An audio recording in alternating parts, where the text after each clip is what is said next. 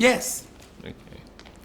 So today is Sunday, November 13th, 2022. My name is Stefan Boykin, and I'm interviewing Commissioner Rodney Griffin for the Commemoration and Contextualization Initiative. We're at the Crisco Ray Preparatory College School in Houston. And thank you, Commissioner Griffin, for being here and for Thank agreeing you. to this interview. So this interview is being recorded, and the unedited copy will be housed at the University of Texas, Austin, at the Voice Center. Please know that if there is anything you do not wish to discuss, I will honor your wishes. If there are topics you wish to discuss and I haven't asked about them, please do bring it up. Lastly, if we need to take a break to use to get a drink of water or any other reason, just let us know.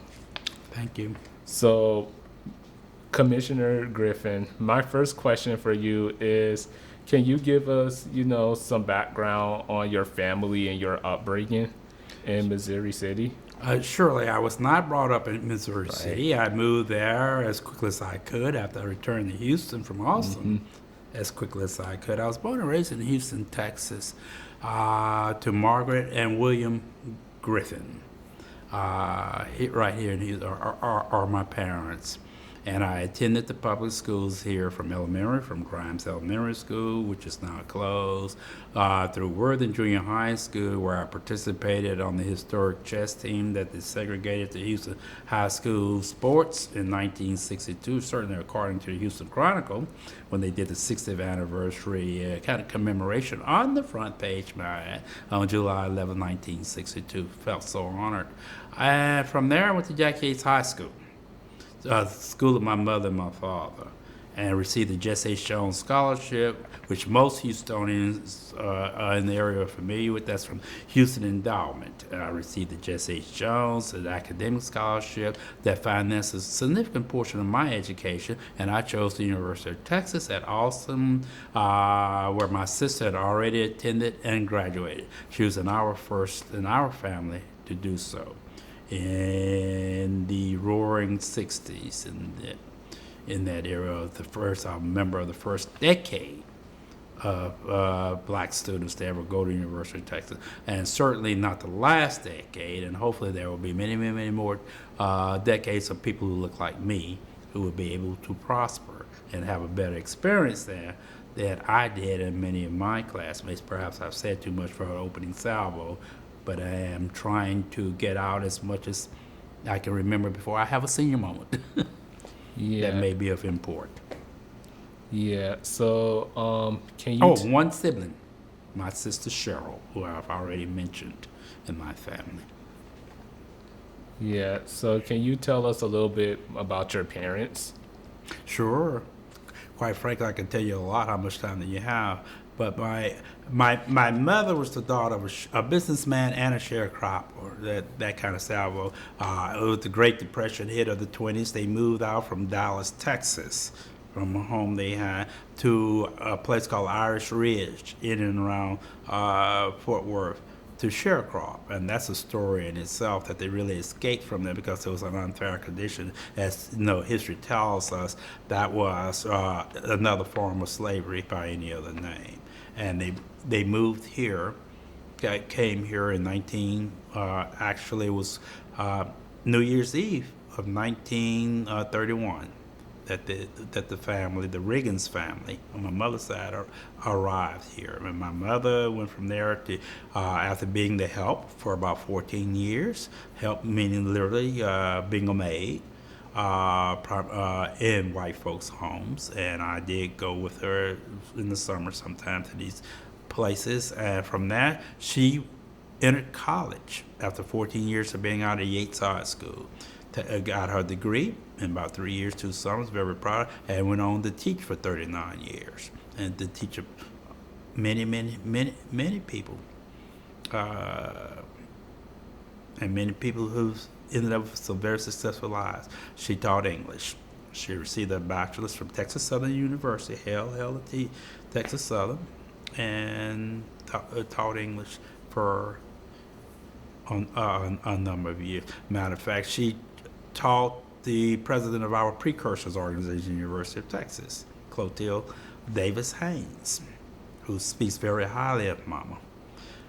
And my father was born and raised here in Houston. My mother was born actually in Hebron, which is right outside of Dallas. And he went to Jack Yates High School. After Yates High School, he went to Tuskegee Institute, 3639.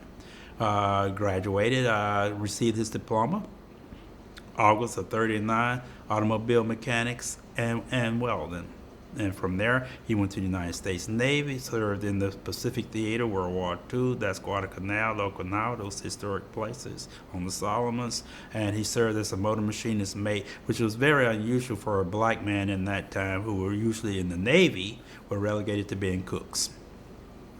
And he returned here and ultimately opened up his own business, Griffin Motor Company. So you mentioned your father's business, Griffin Motor Company. Can you speak about, more about the significance of that business to the black community within Houston during the era of Jim Crow? Thank you for asking. Yeah, because there were not a lot of black business Houston automobile selling automobiles. Just wasn't a lot of black businesses, especially let me double back, in the automobile sales portion. But here's the irony of it. Yes, there were lots of black businesses. I would challenge to say that we're not at that level today, percentage-wise, proportionately speaking, that we were in that era, unfortunately. Because in that era, black communities became pretty self-sufficient. Black businesses did thrive on Dowling Street, on Market Street, on West Montgomery. Those were primary areas here in Houston for sure. And thank you for asking that to get that clarification. But when you start talking about dealerships, as my daddy was a dealer to the point he had dealer tags on the car. When I say dealer, the metal plate tags, not the temporary ones until you get your thing, that automobile dealers had a right to have. Often he was stopped by police, Houston police. We're still talking Jim Crow era when my father started out, because here was a black man driving a relatively nice car with the dealer tags, plates on there. Another significant thing I think needs to be mentioned. My daddy was a plaintiff in the suit to desegregate the University of Texas housing and other activities and other aspects of the university. In the suit that was Leroy Sanders versus University of Texas, Harry Ransom et Austin, case number 1231. As well as my sister, who's also been interviewed, who came here to University of Texas before I did. He was a plaintiff in the suit because my sister was not of age, legal age, to sue. He had to join that suit.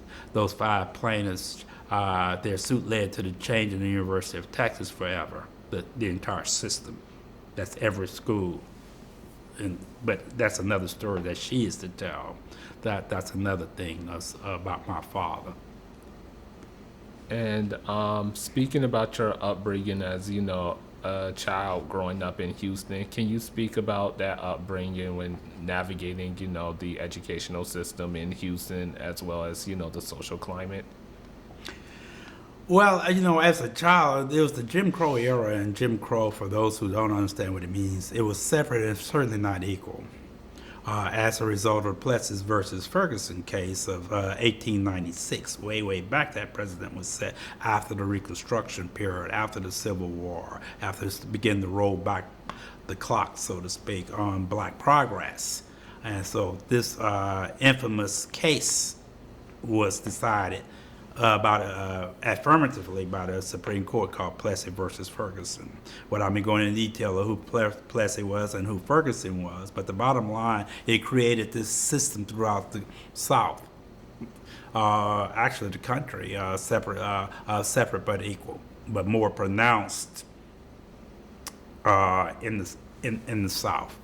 And so as a result, there you had black schools, you had the white schools here in Houston, where I grew up, and it was the Jim Crow era. Now, the good news about that, because our teachers,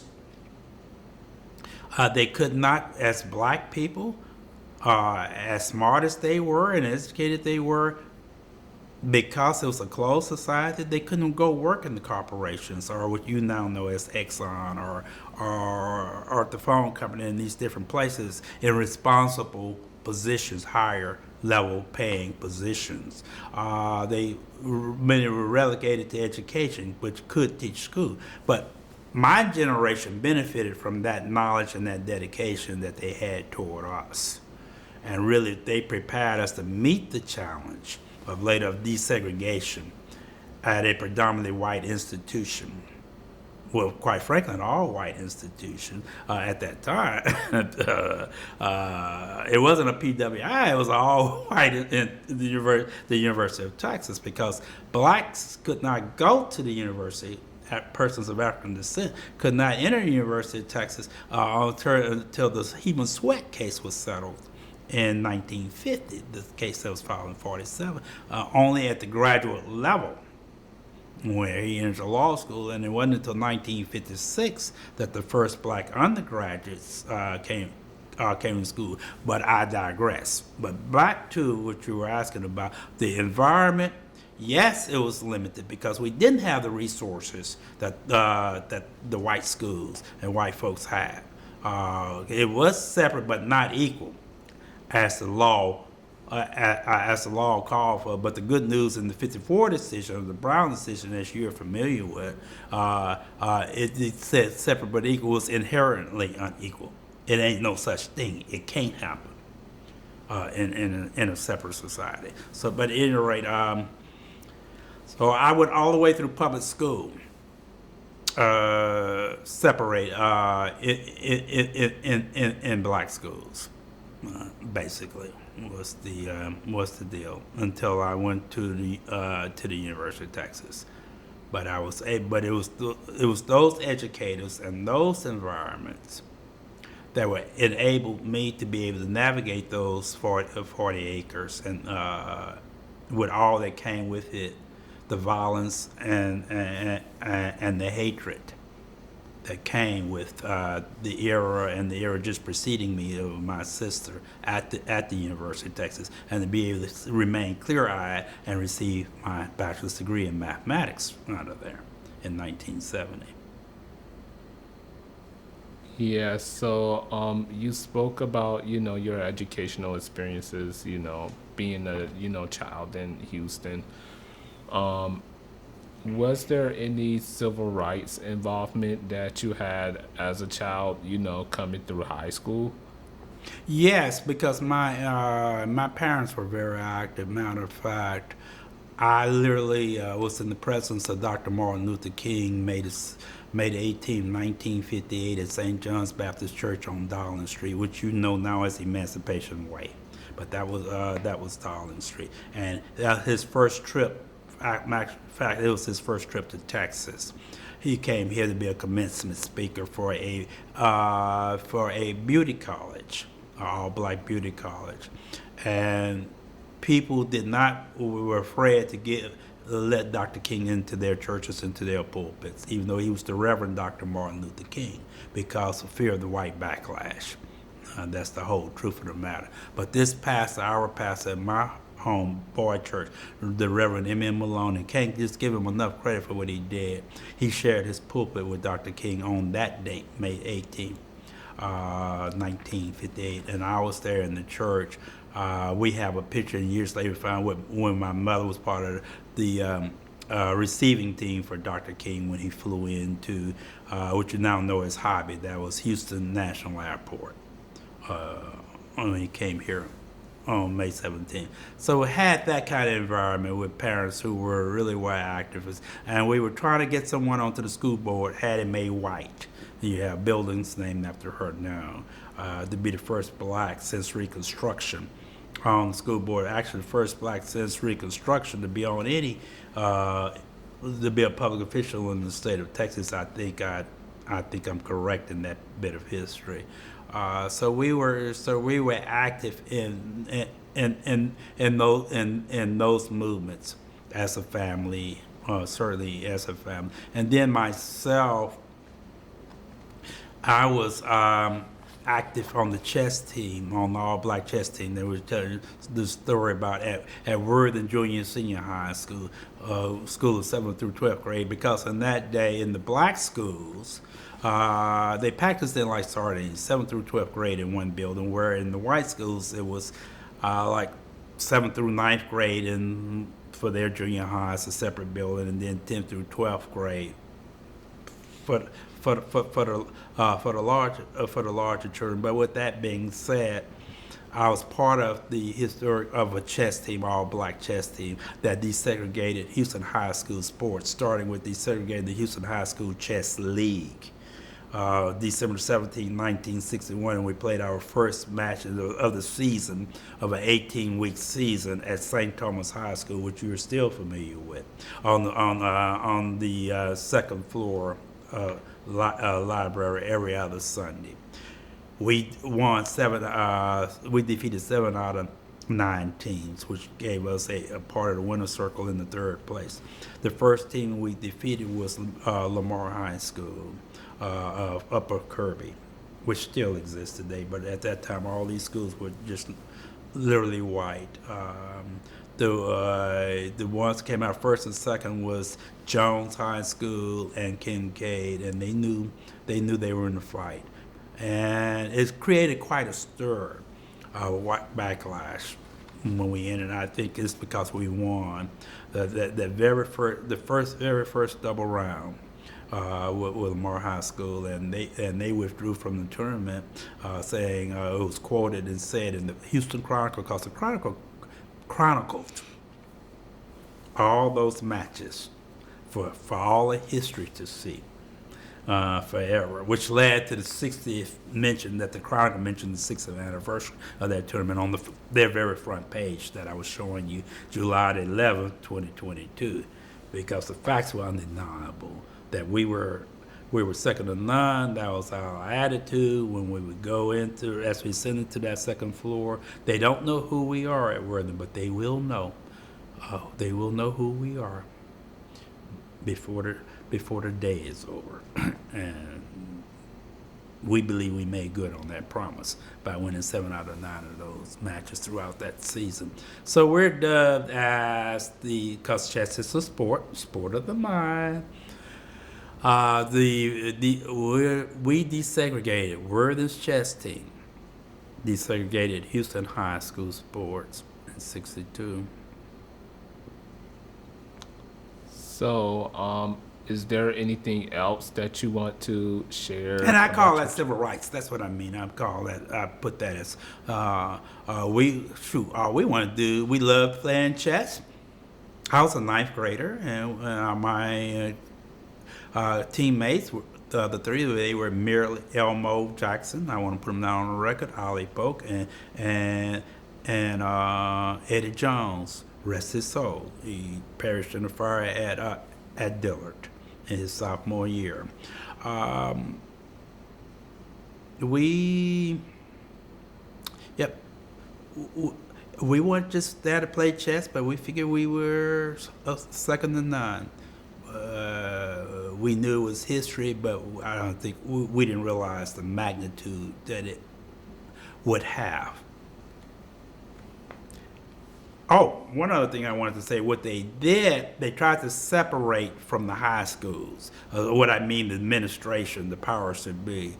They renamed it wasn't no longer the Houston High School Chess League and tournament. They tried to call it the junior tournament. They were taking high school out of there. And the high schools were changing their names from, say, Jesse Jones, some of them, to the credit Bel Air, continued to remain Bel Air, same Bel Air you know today. Spring Branch remains Spring Branch. I want to give credit to the folks who were true Worthen remain Worthen, because we were asked, our principal was asked to withdraw us from the tournament or we change our name. And many of them changed their names to area names, like to East Houston or to Northwest Houston, to remain in the tournament. But no longer were they Austin High, the high schools of that day, trying to just to meet the whims of the powers that be, to separate. Some parents from Lamar was quoted in the Houston Ground say they didn't like some of the players in the the tournament. I've never been fond of my opponents either, but that wasn't. But we continue to play the games in competition. But at any rate, it was sad. That was a sad thing. And the school that we were to play next, Jeff Davis High School, who quite frankly had a very strong team. They had defeated the host school, St. Thomas High School, 7-1. You accumulate 8 points, 2 points for each team member. And they were to face us the next round in the season, and they didn't show. So therefore, they forfeited the match. They withdrew from the tournament. But those were the two that withdrew. Lamar, who we had already defeated the first round, which created the stir, the backlash, call for what it was, white backlash, and Jones. But the others, they changed. Some of them, like I said, they changed their names to their area names to continue to get from under the pressure. And we were asked what we were going to do. But the principal, Alan Norton, a black principal at Worthing High School, to his credit, he left that decision to our coach, Aranita Bell, and I'd be remiss not to mention her. Our coach was a woman. She wasn't 100 pounds soaking wet, but she was a mental giant. She was a romance teacher, languages teacher, Aranita Bell. And we said, as a team, we came as Worthing, we will remain as Worthing, whatever the outcome is. This is who we are. And we went out there. I was ninth grade. My teammates were merely sophomores. I was merely a freshman. We were defeating juniors and seniors. Okay, so eventually you begin to apply for college later on in high school. Mm-hmm. Can you tell us what that process was like? Well, I mean, it was a rigorous process. I would imagine, like anything, when you're talking about filling out applications to lead some several schools. My choices were it was kind of tenacious, but one that needed to be done. And I was very academically oriented. I had participated in other competitions in high school, like number sense, UIL, University Interscholastic League competitions, in the Jim Crow system, or through the Prairie View Interscholastic League, PVIL, what we know it as now. And I participated in spelling, second place, first place in junior high, senior high, math, number sense competitions. Third place my first year. First time out of school, Jack Yates had earned the medal, had medals in years, because the principal made me so proud. He came over the PA system, called my name, and didn't say as much. And I was a 10th grader, and ironically, who I was up against was one of my former chess teammates. And I knew he was going to come with it, and he did, Elmo Jackson, and he won. And he tied woman from Kashmir, girl from Kashmir, and they had to break the tie and left me to third. But just kind of moving along, and then the following years I won district and state in the number six competitions, UIL, PVIL. But I'm saying with that kind of preparation, I was used to rigor. And to me, an application was just another piece of academic rigor. I had been oriented that way, done that way. And so it was, it just called for the patience that we all know when we fill in our applications. We didn't have laptops and computers at that time. You used pen and paper, and I applied to 3 institutions, and certainly I had help to do so with my mother and father. They were both educated, formally educated people, and we had a great support at Yates High School with our counselor. She encouraged us to go to the University of Texas. All counselors, black counselors in black schools, did not do that. Many of them wanted to remain at the HBCUs, and there was nothing wrong with them, but it's something wrong about not having choice. That's what so many people were fighting for. Black people, the movement was fighting for the civil rights movement, to fight for choice. And the University of Texas was one of the state institutions where we were paying taxes as well as our black people. It was a choice. So I applied at UT. I applied at USC, and I applied at OU. Okay, so you mentioned that your sister attended the University of Texas at Austin before, you got there.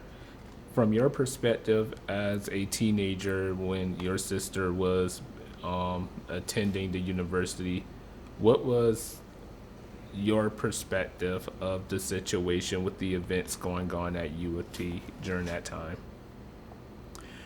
My perspective was that it was, given that she was a plaintiff in a historic suit, that I would argue was the second shoe to drop at University of Texas. The first shoe would be the Sweat case that allowed black people to come to the university at all class.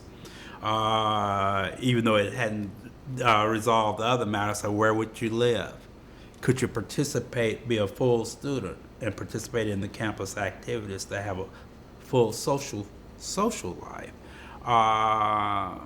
So I knew that the University of Texas was going to be a challenge, that it was a hostile place to be, given her involvement with the suit, my father's involvement with the suit, and the discussion around should she be involved, should father be involved, and with the other three plaintiffs similarly situated.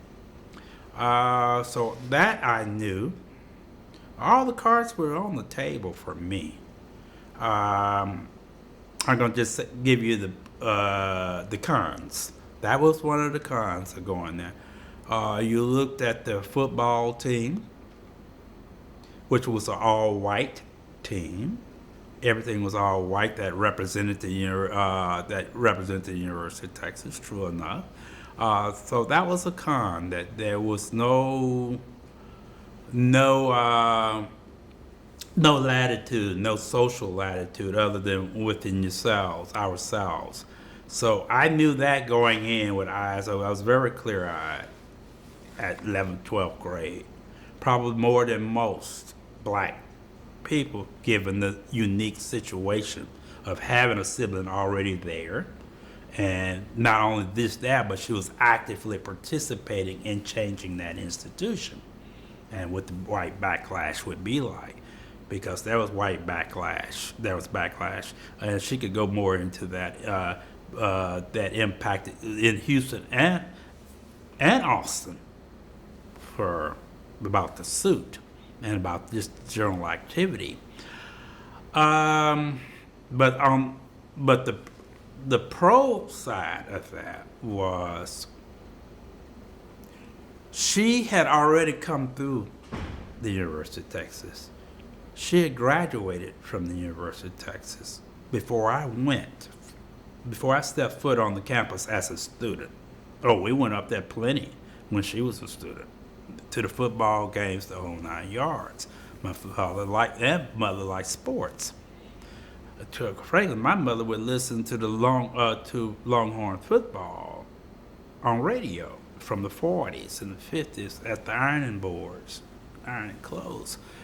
It was just a love. But with the counterbalance for me, with my sister gone through, it was the university of the first rate. It was the goal. It was the gold standard. We were entitled to it if you qualified to have that opportunity like anybody else to get that education of the first class. That's what he was striving for. So that was part of it, and that was part of the pro part of it. The other pro part of it, not only because she had graduated, which set a good example, but she did it perhaps I can do it. And that's the lesson we have, the reason why we come before as precursors, to set this example of this can be done. And others who are black, not even born yet, can see what we're about to come off here in these videos and say, okay, open up possibilities for them. But also another thing I think that was working, a couple of more things. Now my parents and my families, because they'd already sent a daughter and they were willing to fight the good fight, but the school with the counselor encouraged. The high school I went to, I don't know if you know it or not, Jack Yates High School is the school of human sweat. So we knew that's in the DNA. So it was not like many other black schools, a number of black schools, to say, well, no, don't go there, go to Prairie or something. They don't want you there, all the cons, which are legitimate basis, legitimate claims. So that, I hope I'm not taking too much time to grapple with this, but the other thing was I had just come through my own experience with the chess team, with the chess tournament. We knew what we could do. We didn't buy into the okie doke that we were intellectually inferior, obviously. We won 7 out of 9 of the matches and walked off with a 3rd place trophy. So with that, I would say that combination of things said, okay, I can do this. I wanted to do that. It was becoming the beginning of a family tradition with my sister to go to the University of Texas. University of Texas was my first choice. Although I applied to OU and applied to USC, I was accepted in both of them. I applied to Howard, some HBCUs, I was accepted there. But make no mistake about it, UT didn't want no black folks there. Make no mistake about it, UT was violent and hostile in that era. So you got accepted into UT, and what year did you graduated from high school and went off to UT? 1965. 1965. And went to UT in 1965. So, can you tell us what that transition was like, leaving Houston from Jack Yates and, going off to the University of Texas at Austin? And also, what was the social climate like on UT Austin when you stepped foot on the campus? Well, when you step foot on the campus, you don't see anyone who looks like you. So it's an assault on your identity just by definition. The absence of you. People who are there. I had the good fortune, and I pointed to the man Lonnie Fogel, who's here, Precursor, doing the same thing. I was doing the same thing that I'm doing. He had an interest in a fraternity, Kappa Alpha Psi fraternity. And I had been turned down because we had to send out pictures for the applications in that era from Campus Guild, a white cooperative place, living residence. They said they didn't have any spaces, what they wrote back to me.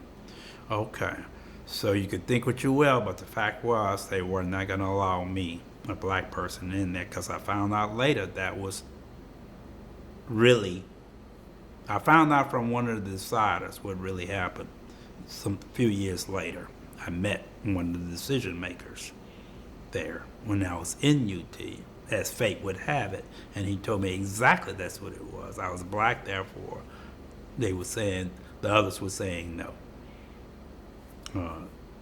They overrode his sentiments on it. But with that being said, Lonnie Fogel made it possible for me to stay at a place in 1909 Wichita, which was a 2-story house, and we dubbed it the Kappa Alpha Psi house, where 10 of us lived. I was one of the 10. He got me in that place of all black men which made it possible for me to, as a buttress, a safe space, if you will, which I advocate strongly for today for black students to have safe spaces on these campuses in these PWIs, predominantly white institutions. So that helped. So when I left out in the morning for class into that hostile environment, because you'd be the only one in the class room usually, you didn't see anybody on your walk that looked like you. You could go for days and not see anyone because we were less than 1%, which I was able to do research and survey in real time. And that's another story that I can tell you about a little later too. It's just not what I thought. I was able to really document what black students thought about what their lived experiences, our lived experiences were, based on a Hogg Foundation grant from the Hogg Foundation Mental Health Grant through the Testing and Counseling Center, and that was my job to interview people and at some point to help assess the data. Certainly I couldn't do that without a doctorate person working with me because I was just at that point just a senior. Well, I was a junior when I did that research, undergraduate research at that time. Psychology was one of my minors, and so. But and mathematics was my major, as I think we've already established when I got my bachelor's in BS mathematics. But the thing is, it was a hostile environment, but that helped me. I'm saying just if there's no more that we couldn't participate on the football team and the athletic programs and the campus activities, that had not really happened for us yet. It had been done on paper thanks to that suit. That was the first step. When the Regents made a decision on May 15, 1964 to desegregate all aspects of employment, you name every area of that university system, Southwest Medical School, you name them, down in Galveston Medical School there, all the institutions that belong to the University of Texas system. That was huge, that decision. But a lot of it had not begun to implement itself on in real time yet when I got that. But it got to be said, our fights were not as fierce as in the era that Lonnie Fogel and Cheryl Griffin, who's now Reverend Cheryl Griffin Bozeman, my sister, and Maudie Yates Fogel, and Leroy Sanders, who's now deceased, that era that they came in. The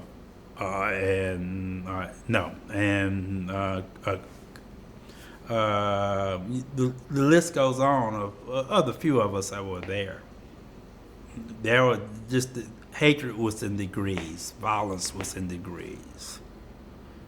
They set off, two white university students set off a bomb at the YMCA, which was right off campus. Just luckily, it exploded in a basement, but it was a meeting of activist meeting, and it didn't kill anybody. But that was when my sister was there at that time. So this is what you're talking about when you're talking about what the environment was like. It just wasn't as pronounced when we came, but you still had the statue of Robert E. Lee on the campus, of Jeff Davis on the campus. And we did protest that. We protest. Bevo needs soul. Black and white lacks, orange and white lacks black. We had our protests and our signs at Memorial Stadium, which you now know as Darrell Raw Memorial Stadium. Yes. Very hostile environment, very violent environment. But those were the buttresses for me. 1909, Wichita. I could leave in the morning, go into the environment hostile, and then retreat back to that safe space at night and lay my head. made all the difference in the world. And you've been at UT Austin from 1965 to 1970. So you've been there during an interesting period, and a lot occurred like during that time period. And I wanted to ask, how did the black students during your time at UT Austin created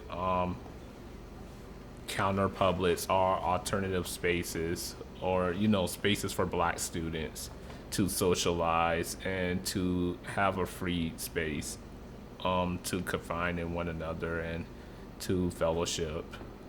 Well, yeah, we had each other. We had the Kappa House. It was a interest group. We never did form a fraternity, but we were an interest group. And you had the Alphas, who also emerged there, who did become a fraternity. And they had their place in that period of time. But in the girls, two places they could stay was Whitest. For that black girls, women could stay was Whitest dormitory and Almitra's Co-op. But you had a lady named Miss Marsh that God had to providentially just set that woman there just to be able to help us have social life and to be able to cope, especially the women with that situation. We can go over there, play card games, and just socialize. We had dances at the Kappa House after the football games, if you went or not. But after the games, we would have our dances, and we had black life as much of an extension of what black life was in Jim Crow era. Period. So, what was your relationship like, or the black students' relationship like, with the greater community of Austin outside the campus? That's a great question that you're asking. We had folks outside that community, in the community of East Austin in particular, where black people, who's about 8% of the population, lived, who reached out. And I'd have to say they reached out to the less than 1% of us. Less than 1% was really probably about a couple of hundred people. My research said there was 315 people, but I swear we must have counted some us twice. My sense of it, of living and breathing, and that it wasn't that many. Like I say, you could go for days and not see black people, and certainly not in the classroom. You would be the only one. You could have 500 people in the classroom, and that's hard for a lot of people to imagine unless they go to a big institution. Those basic courses, chemistry and English, that's what you had. You truly outnumber. You see very few black people in a whole auditorium. But as far as interacting with the very little interaction.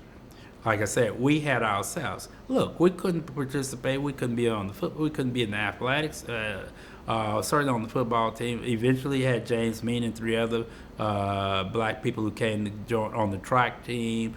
We didn't hold office in any significant degree. We weren't part of those honorary organizations. And then when the suit was filed, they began to incrementally change that. Why? Because they needed to look good in the court if they went to court with this. Well, they were in court. The University of Texas was being sued. Discrimination with my sister and the people of the father, the people of name. But overall, there was very little interaction with white people that I would say that was a positive one. And the reason I say a positive one, I remember one of my housemates, rest his soul, went to a basketball game, and they asked to see his ID. And after looked at his ID and just said, "This is not you," and turned him away from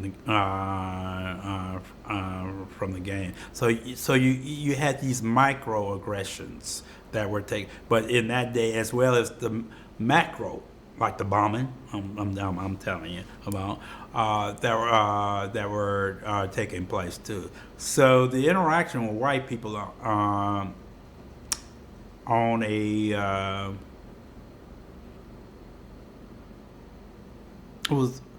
was very little and not very good.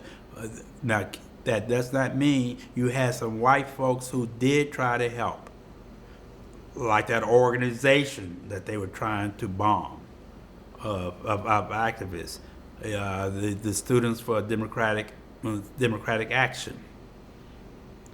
Those were primarily white people. Out of those 20-some people there, maybe 8 people were black people. So we had white allies, if that's what you're getting to. We certainly did. Because you had white allies who was informing then Vice President Johnson what was occurring. He was not yet the president in that area. But it wasn't until the suit was really about to go to trial, is our belief, that the University of Texas did everything in their power. I'm saying from the big powers to the big law firms, they fired the state of Texas, the Attorney General, Ken Paxton of that day, from handling the case. Ordinarily, the university was their client, the state of Texas's client, to getting a large firm with Jaworski, who ultimately became Watergate fame, the Jaworski firm and Fulbright, to represent the universities. They were going all out to keep the status quo, to keep the university white, to stop any more expansion of the black people in any way other than just being able to attend the university. Okay. So you had from that on one end to bombings on the other end of the spectrum, and we were caught in between. It's black people. So the interaction with white people are just the ideal of whiteness. Let's separate the two. Because you got good people of every race, but it was hostile. They did not want us there. It's the takeaway there.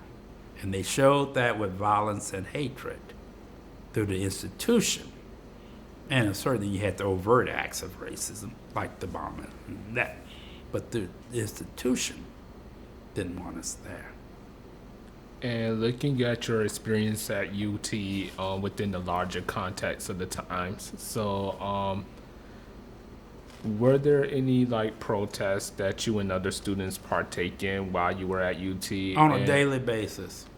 And also, how did the attitudes among the black students shift in terms of the black freedom struggle, in terms of, strategies and... Very good, yeah. Different strategies. I think the first strategies certainly was an inclusion. Certainly in the year that it would, when that class of 56 came there, with all the resilience they did show, and it took resilience just to remain present and be clear-eyed enough to move toward a degree in that hostile and violent environment where they burned crosses in and around the campus.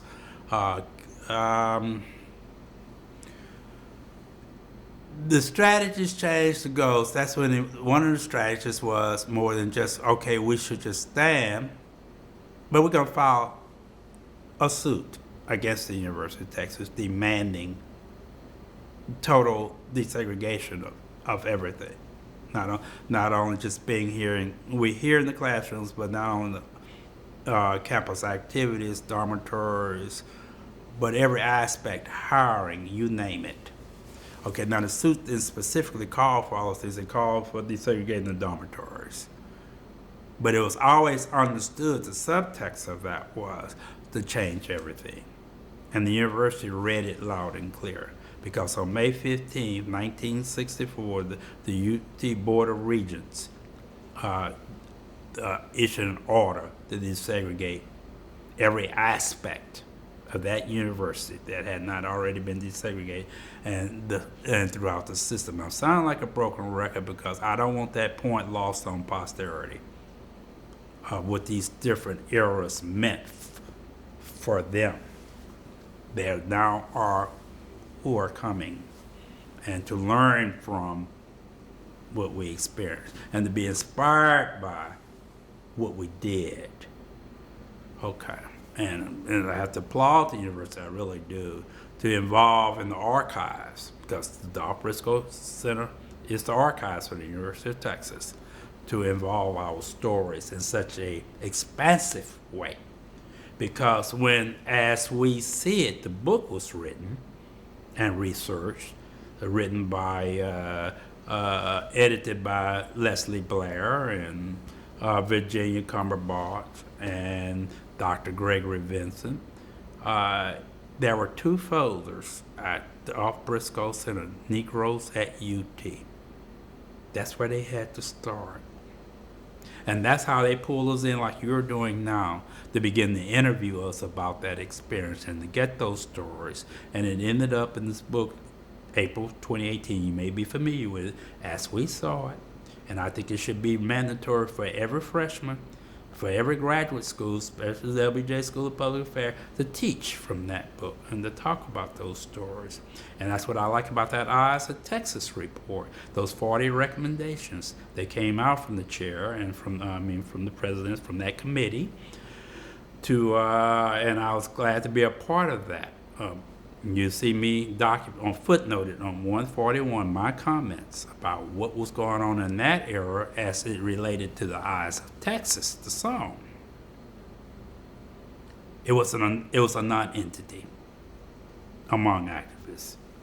Maybe we had bigger fish to fry, like trying to make the university better in some areas that we could have some choices to get a full education.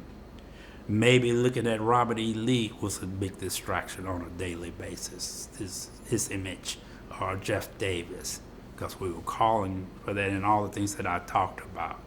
To have the Black Studies program, we were calling for that. And yes, to go back to dovetail, I'm still getting to your question, our strategies begin to change, our psychics begin to change.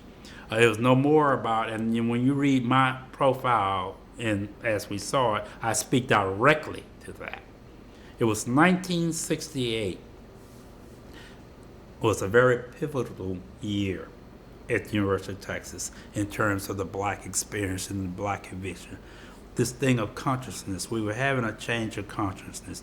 Malcolm X, cultural nationalism, all was on the scene. Our psychics were changing. We began to say, what does inclusion look like? Is inclusion the same thing as change? And many of us were saying, no, inclusion and change are not the same. What are the values of the Black Black community, of the Black experience, of Black history? What are the values that we brought all the way? We might not have said Africa at that time, and many of us did, because you had Ron Karinga with his programs out there. Kwanzaa was in its infancy at that time, which is certainly built on a lot of African history and culture. Coming forward, what should it really like? Do we really want those values that this institution is representing, or is it something else that we want? So we begin to define that and say, how are we going to best define that in a scholarly way? Because after all, we were scholars in the making. We were at the University of Texas, the flagship university of the state of Texas. God doggone it, color notwithstanding. What should this scholarship look like to move this? At least certainly that was my argument in a minute of our argument. Black studies, that was beginning to happen at Cornell, that they were packing the rifles when they took over Willis Strait Hall. University of Houston, your university, Gene Locke, who's still here today, living and walking and breathing, what they were doing in that same vein, right there on that main line back then, who we were coming together and visiting, and we were beginning to expand beyond those 40 acres in terms of who we're going to work with. That was one of the strategies, to begin to include others. Bringing Carmichael there, like in Stokely, Kwame Ture, as you would know him, but he was back to this campus. Bringing John Warfield to this campus, as you would know about the Warfield Center today, But I'm saying these were living, breathing individuals. I was a friend of John Warfield. We worked together, moving out into East Austin to take this academic, the male academic knowledge with social action. That what the University of Texas had to offer in terms of resources should be shared with East Austin, the black community. And the black community is a two-way street, can bring in the wisdom they know from the lived experiences of being black to the University of Texas, that it would be a win-win situation. And so the reason why the University of Texas has, one of the reasons, the biggest black studies program in the country in terms of expansion, it started right with us in '68, the call for it. In the 11 demands that we gave Norman Hackerman, who was then president of the University of Texas at that time, to implement. Now, the truth of the matter is, he implemented none of them. But the lesson from that is you have to plant the seeds. We were asking for the removal of Robert E. Lee. Now, you know Robert E. Lee the statue wasn't removed until President Greg Fivers removed it 50 years forward, which was several years back. But we were calling for that in my research. See, I interviewed students. It's just not me. It's not anecdotal. What I was able to present from my window was something. It was the scholarship to support what was needed, what was wanted by black folks, and it made its way into the Eyes of Texas History Report. A glimpse of it. Page again. Did I say page one? Footnote 141. What? Page 53. But just look it up.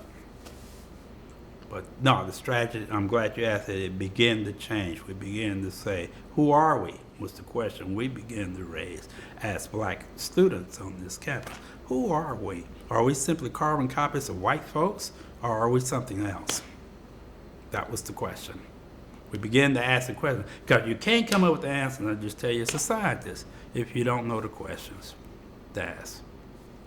And you were a member of a group, well, the acronym of the group is called ABLE. I was. So can you tell us more about what were your goals, and also was it something that was specific to the campus of University of Texas Austin, or could you find the organization sprunging up in different colleges and universities across the state? Or it was specifically the University of Texas because you had BSUs forming. You got BSAs now, but they were black student unions. And don't ask me if there's a distinction where there's a difference between a BSU and a BSA. I don't know. I don't care. But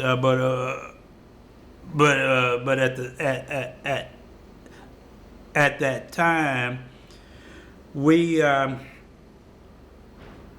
This is when we were able, you just notice the name, we went from Negroes Alliance for Progress to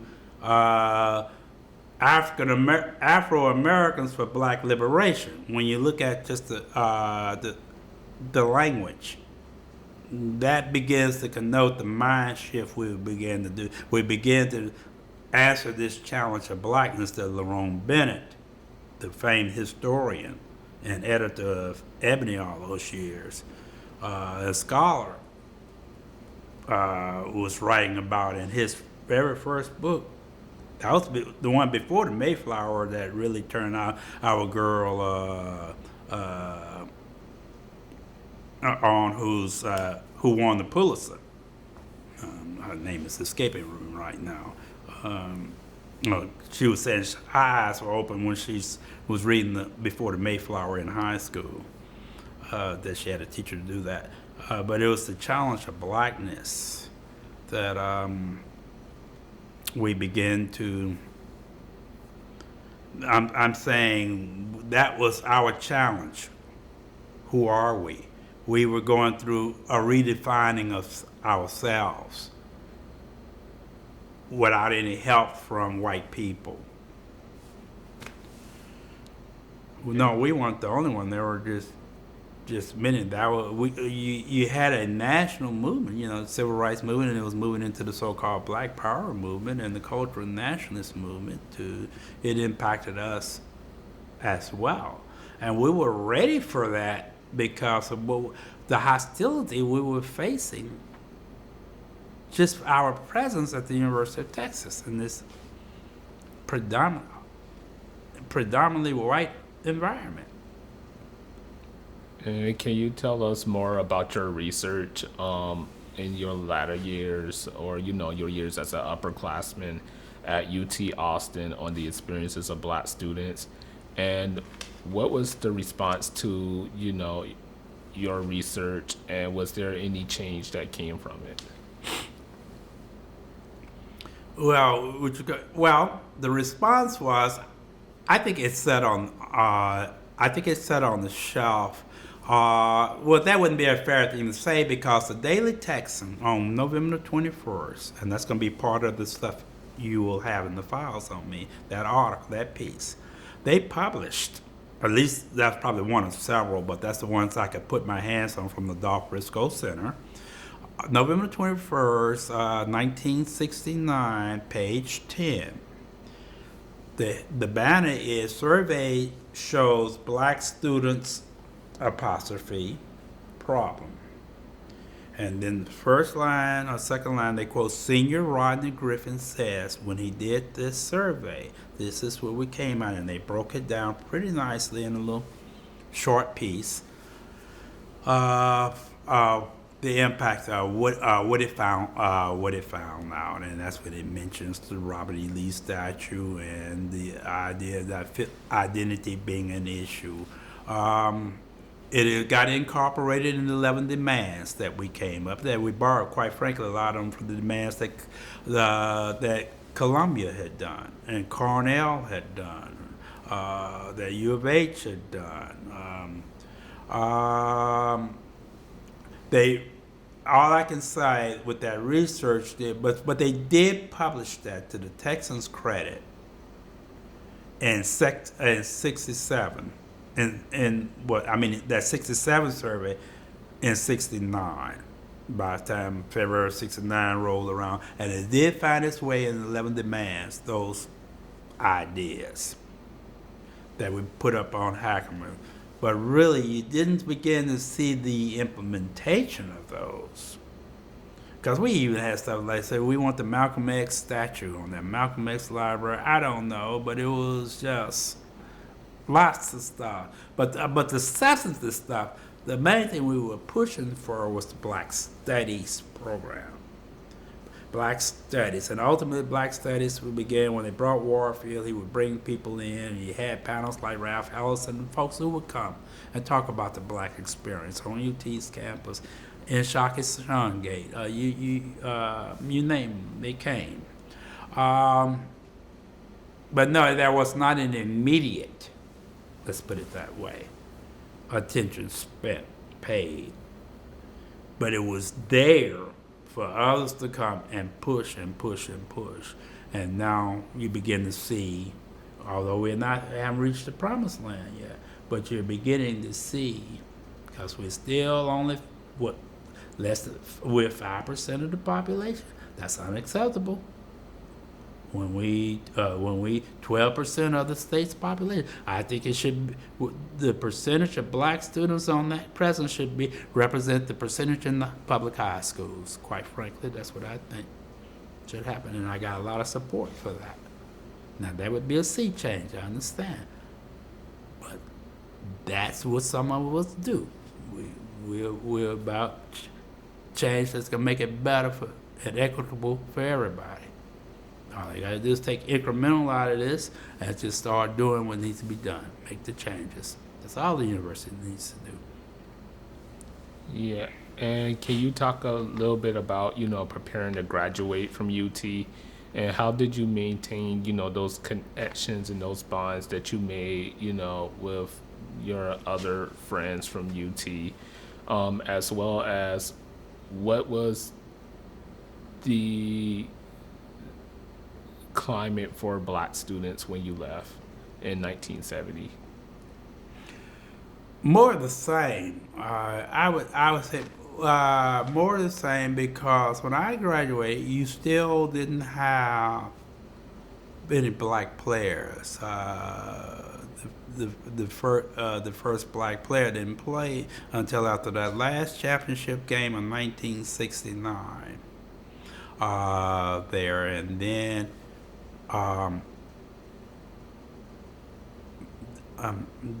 the first black player who later began to play. So I would say it was certainly more the same. Now we were still less than 1% when I graduated.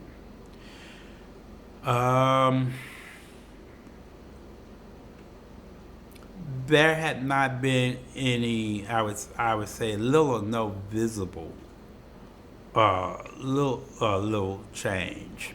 And this is something we're going to have to understand when we're talking about strategies. Let's go back to that for a bit. And I was just listening to a satellite radio program, and some of the callers were saying, or well, actually the presenter, she was saying, she was making the argument for why we have to have our own. You know, in terms of she was talking about colleges and universities, starting with that. Because what will happen, you'll come in there for that 4 or 5 years. It's kind of like rearranging furniture in somebody else's house. Ultimately, what they're going to do, the coffee or tea they brought for you while they were in the kitchen, and you say, "Oh, I don't like how that furniture is. I don't like how that is." You're their guest, and you start rearranging things. Now, I have problems with her premise. With the good lawyer's premise, but we'll get back to that later. But her point is not to be lost on anyone. Number one, we're not guests when we're taxpayers in the state of Texas, at the University of Texas. We're homeowners at the University of Texas. That's the first issue I would have. But historically, those who have been in control of how white supremacy has shaped these institutions, they believe they're the sole owners of the properties, including us. Believe they own us too. But the bottom as black. But where I'm going is, yes, but that is their belief. So what they do, say, well, this is our stuff. They come in, we don't like how they're doing, but we're gonna tolerate this for a while, and then they gonna exit stage left, meaning crossing that graduation stage, and they won't be seen or heard from. And so what we're gonna do is put the furniture back to where it was. I'm saying that because you triggered that when you said, had anything changed in those 5 years I had been there? Maybe a little, not much, but there changes did begin to come. And the university, or there have been segments of have pushed back on what they might consider the most radical of the change. Because it's been incremental, there have been the pushbacks. My response would be, we keep up the fight, and you look back on what did happen. It might not have happened between 1965 and 1970, or 56 and 60. But when you start looking back, we're no longer 1%, but we're 5%. That's better. That's a change. It's not only about reading colonized history. You have black studies. We're beginning to set up more safe spaces for ourselves where we can be clear-eyed and have the college experience. We can live where we want. These are worth building upon, would be my argument to the presenter of the radio program, who I love dearly, what she has to say, because it tickled me. But it's a path. But yes, that is the mindset of powers that be when white supremacy drives the train. This is our house. You don't belong here unless we invite you here. It's a false premise, and this is what we've been fighting. But we got to understand we can do both. Build for ourselves, as well have wrest control or certainly interest of those institutions that we pay for. That's all I wanted to say. Just say along those lines. I probably didn't do it as eloquent as others would do, but hopefully people get the point.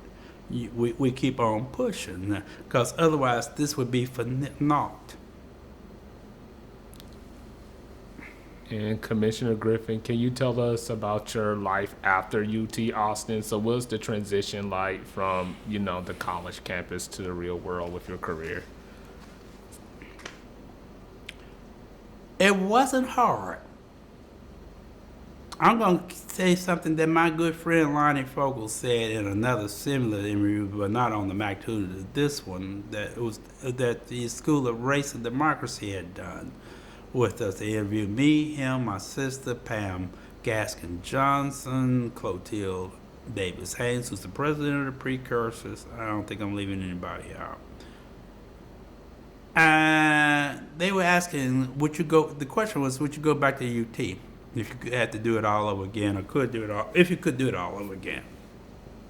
His answer was yes. My answer was yes. My sister's answer was yes. And his primary reason was, he said, yes, because whatever you learn at UT, no, he said, whatever you face in the world, you leave UT, you already face it at UT. And never wore truer words spoken. So, to answer your question, what you about to figure out what my thinking is, the transition was seamless.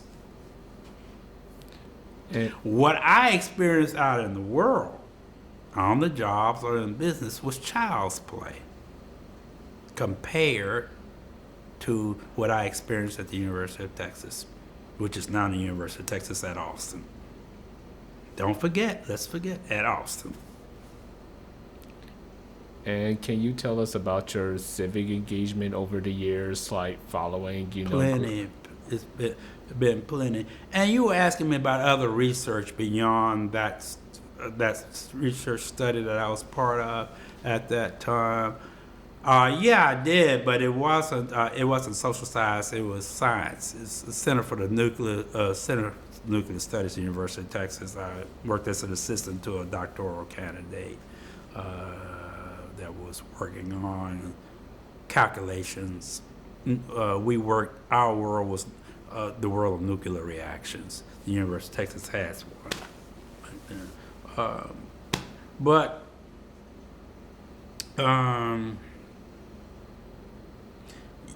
Yeah, civic. Oh, so many. That was what I gave you. Just a few of them. I've been involved with about 20, 25 organizations at just different levels, especially with the Democratic Party, in terms of when we were talking about social action type organizations.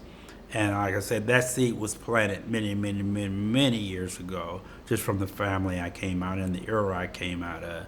And being in the presence of Dr. King, it resonates with you. It's something that stays with you for a lifetime. You hear him speak in real time. And you also serve on, some executive boards, in Washington, D.C. Yeah.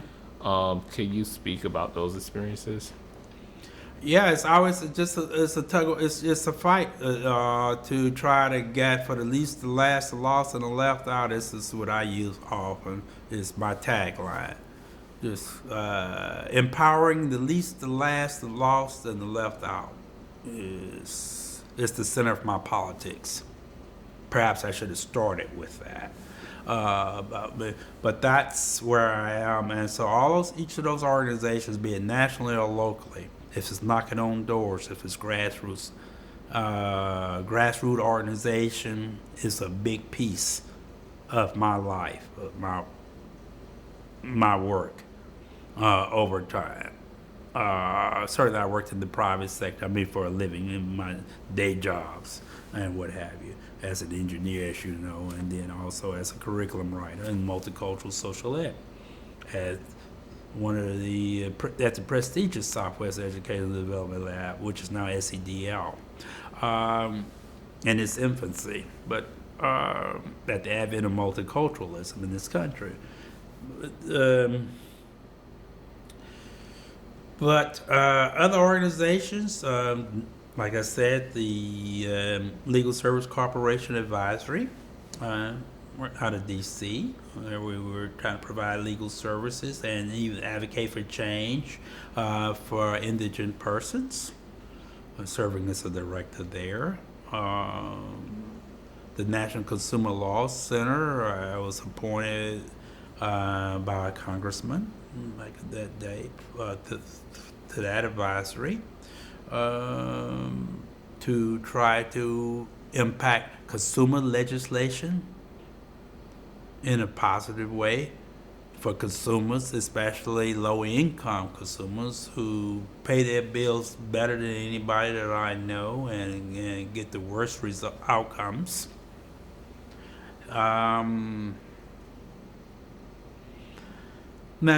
Democratic Party, as the committee man, had the pleasure of serving 8 wonderful terms, 16 years over a 22-year span. As the committee man, the particular service Senatorial District 13, right where you're not in 13. University of Houston is, which had about a mainland, about 1 million people. You're right outside of 13. You might be on the edge of 13, on the eastern edge. I'm not sure. I've been away from it since 2018, and had to. Proud to say that we were able to put a lot of good people, especially the African Americans, into seats as judges, county judge. Shout out to County Judge Lena Hidalgo, who I met early on when she was trying to decide what office she was going to run for. I reached out to her. She wanted to talk with me because I was on the committee, and we can see she made a wise choice. She won the election and re-elected. So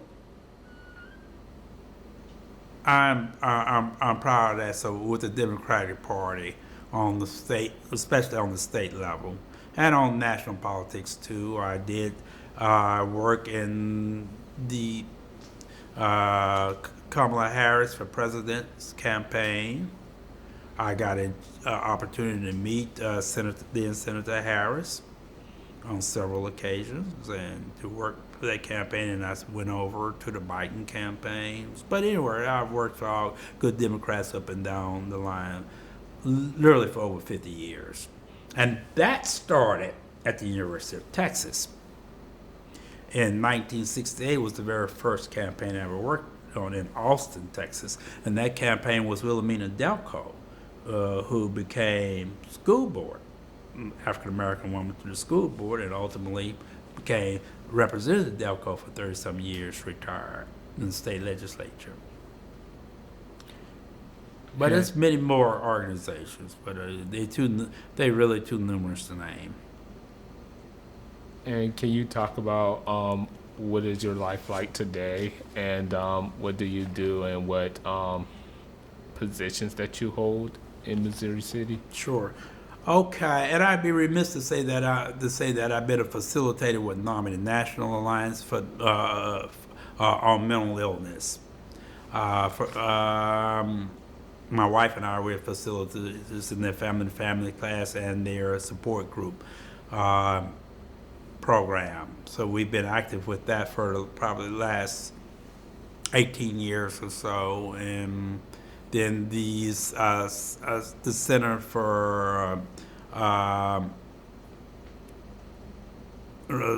what is it?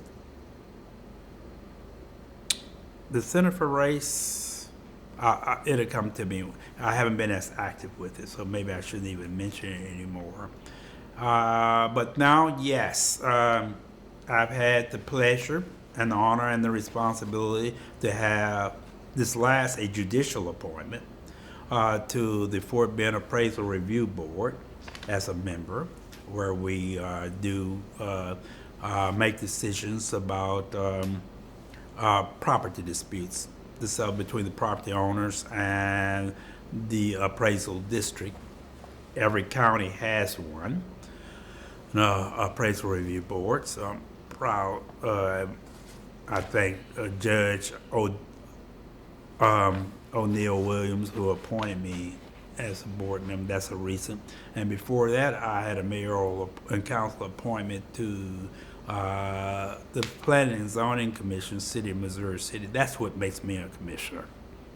And that's why it's Commissioner Griffin, for whatever that's worth. That and $2 buy a cup of coffee. But I'm proud to serve.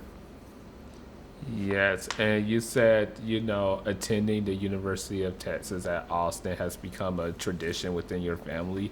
Have you had any other family members who attended the university since you graduated? Yes, my daughter and my nephew. My daughter, undergraduate, graduated in 1990, 20 years after I did. And then my nephew, my sister's brother, the one that you all also interviewed, who attended law school, graduated from law school, the University of Texas Law School there. And is there, that's it. But we're working on the grandchildren and great-grandchildren. There's still some hope with a couple of the 8 grandchildren, at least 1 or 2 more who haven't come up college age yet. Maybe we can get them to come to the University of Texas. But the others kind of went their different ways, the different institutions. And what advice would you have, or what would you like to leave for students who are currently at the University of Texas at Austin, and future Black students who may be coming into university within the upcoming years? I would say to them to first find community, like I had the opportunity to have. It wasn't a conscious effort to find community on my part, but they will have to make that intentional in today's environment. And to find community, first off, because number one, it's a huge university, and then number two, it's not where it needs to be culturally. So find community. And that would be the first thing I would say to them. And I would say also, when you need help with these classes, because indeed you will, because University of Texas is a very academic, a rigorous place. It's academically rigorous. Make no mistake about that. It's not high school. You're not in Kansas anymore when you go to University of Texas, especially the flagship, the Austin campus. I would suggest to them, get help. Don't let your pride get in your way. Do the group studies. Studies have shown that group study works. Don't try to tackle that bear by yourself. There's no shame in getting help. Get help. Go to these tutoring centers. And get help with their work, because you can do it, because you would not be there if you could not do it. I would say help might be psychological help. You might need to talk with someone as well, because what happens to a lot of young people of color, and studies are showing this stuff that I didn't know at the time, but I experienced and didn't know what was happening to me. It's called the imposter syndrome, where you believe that you don't belong here. Although all indicators point that you do. And I can assure you, you're going to have lots of help of folks to reinforce that negative thought there at the University of Texas until the cavalry comes, the help comes. So you get help on that. You belong there. This is what I would say. If you would not be there, I can assure you would not be there at the University of Texas if you didn't belong there. They're not just bringing people to, especially a flagship university, just to make some numbers. That ain't how it works. they would rather take the heat for not having the numbers, the goals, than to bring people that who do not, or not, who cannot pursue that course of study. Why? Because their reputations ride on keeping those numbers, keeping their percentages up, those XYZ things that they have to do to meet for the U.S. College News and World Report. And their rankings and their standings, and being a university, tier 1 research university, there are those standards that they have to meet. And those standards are tied directly to the quality of the students that they produce. So I say, congratulations, you've been accepted, you chose to go there, and don't always buy into the hype, well, XYZ schools are better, that the grass is greener here and there. It's just not necessarily so. Don't let that be your basis. Research and study these other universities. Look beneath the layers to see who they are and what they are. And quite frankly, there are those that the University of Texas might do well to emulate in the progress that they're making, working with black students, black populations in the communities and outside the communities, which we did a lot of work with. And I'm going to come back to something else about the community, how we extended into that community during my era, which is still our institutions there today. And it'd be remiss not to mention of what can happen when we are active. So those are the main things I would say. The recap is, congratulations, you were there, find community. When you're running into trouble, don't wait. Don't let the advisor load you down with math courses, chemistry course, physics. Well, you wouldn't take physics your freshman year, but if you're a transfer student, beware.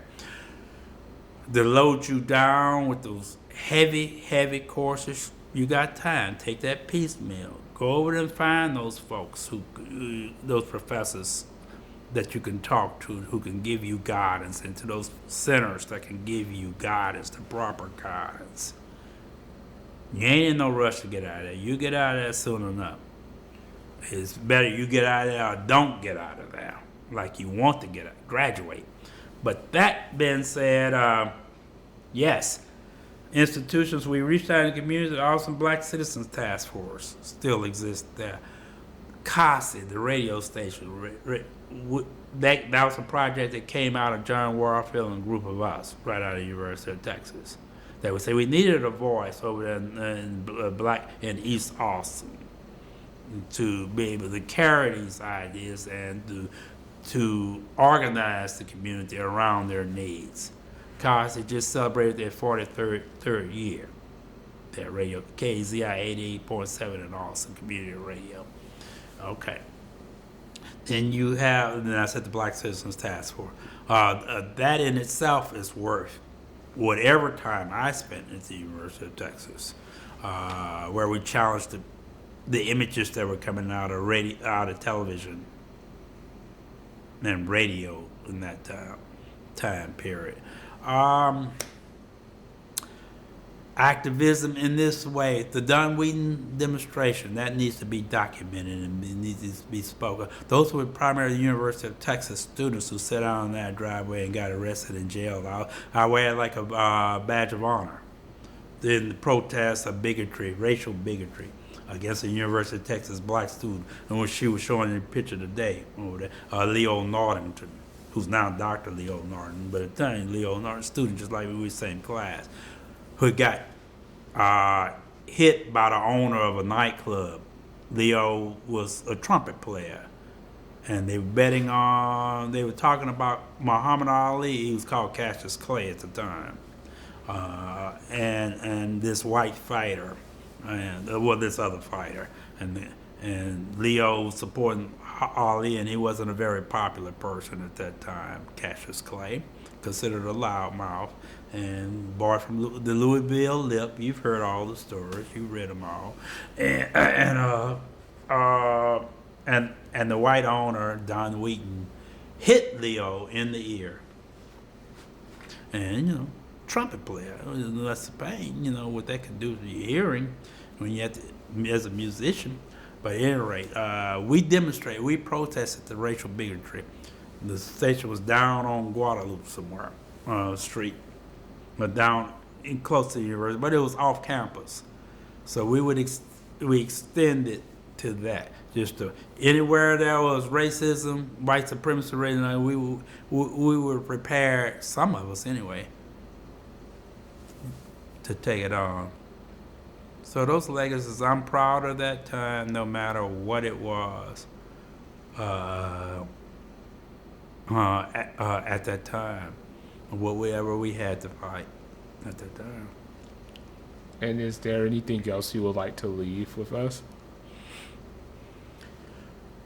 Join the Precursors. After the Precursors, if you were at the University of Texas, one day, 1 year, 1 decade. And we've had people in all categories, black folks. Please, after 40 years, when you can join the Precursors organization and become a precursor. And we'd love to have you where we can give back to those who are there now and those who are going to come after them, to help them navigate to navigate those 40 acres.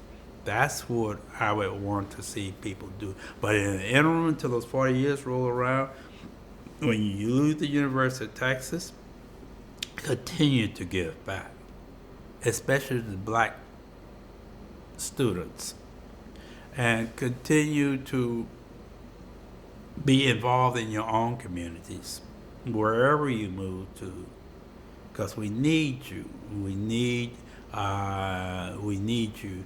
We're in very dangerous times, more so probably since post-Reconstruction or the first Reconstruction, when the Redeemers period, when white supremacy began to raise its ugly head again, to come from underground to put us back, say, into slavery or into our place.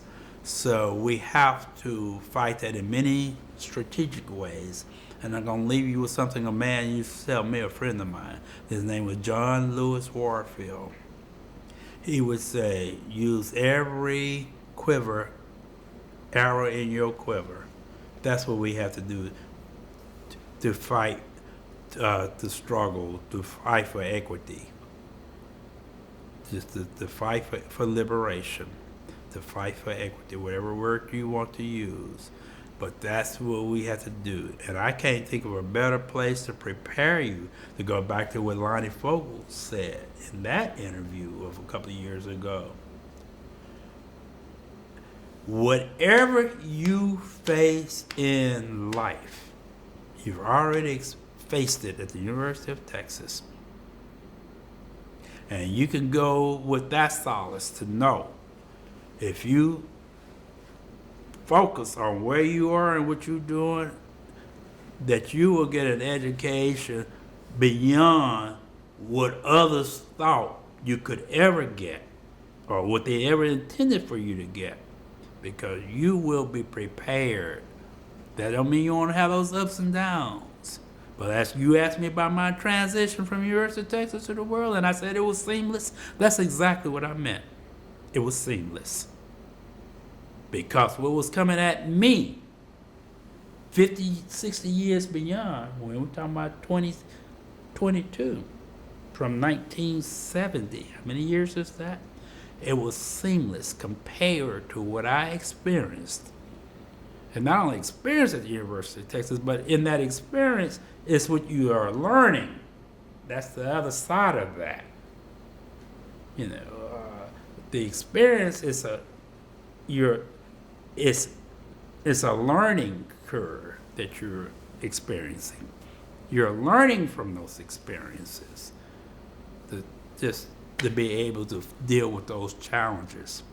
But if anything, and I'm going to keep this as positive and upbeat as possible, take what you learn at the University of Texas and apply it to the least, the last, the lost, and the left out.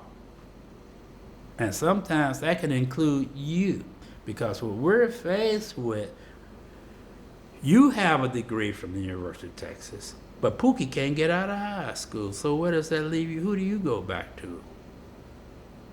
You see, so I'm saying there's a connection. We have to think about the connectivity and the community. It ain't about me, and I. Me, myself, and I. It's really not about what's coming down the pike. The more white nationalism is taking its roots in this country, and fascism is taking its roots, what you'd say was something of the past with Mussolini and Hitler and Stalin and Tojo. No, history doesn't work that way. History is a function of what you do today. So, we'll determine what that future is going to look like. What the present and the future is going to look like for your children. Who are you working for? Your children, your grandchildren, your great-grandchildren. The yet unborn that Lerone Bennett likes to talk about, you see, is important. It's important that you take what you apply, because the person you could be helping is yourself. And just remember, for black folks, darker than blue, you have no permanent friends, have no permanent enemies, just a permanent interest. Garrett National Black Political Convention, 1972. And this concludes our interview with Commissioner Rodney Griffin.